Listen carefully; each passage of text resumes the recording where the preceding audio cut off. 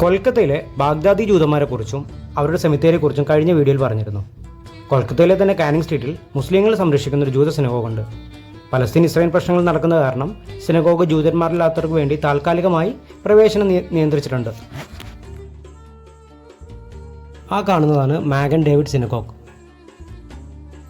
1800-കളിലാണ് Elias David Joseph തൻ്റെ പിതാവിൻ്റെ സ്മരണക്കായി ഈ സിനഗോഗ് നിർമ്മിച്ചത്. പ്രാർത്ഥനയ്ക്കും ശാബത്തിനും വേണ്ടിയുള്ള മെഴുകുതിരി കത്തിക്കുന്നവരും നിരന്തരം സിനഗോഗ് വൃത്തിയായി സൂക്ഷിക്കേണ്ടതുണ്ട്. കാലങ്ങളായി ഇത് ചെയ്തു വരുന്നത് മുസ്ലിം സമൂഹമാണ്. മതപരവും ഭക്ഷണക്രമത്തിലെ ആചാരങ്ങളും കാരണം ജൂതർ സഹായികളായി കൊൽക്കത്തയിൽ മുസ്ലിങ്ങളെയാണ് ആശ്രയിച്ചിരുന്നത്.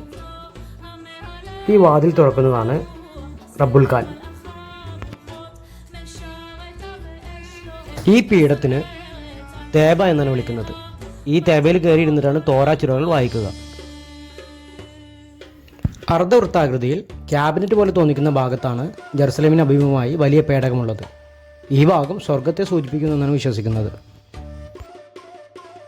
യാഥാസ്ഥിതിക ജൂത രീതികൾ പ്രകാരം സ്ത്രീകൾക്ക് ഇരിക്കാൻ മുകളിൽ പ്രത്യേകം ഗാലറി ഉണ്ട്. റബ്ബുൽ ഖാന്റെ സ്വദേശം ഒറീസയാണ്. പരമ്പരാഗതമായിട്ട് ഇവരാണ് ഈ ജോലി ചെയ്തു വരുന്നത്.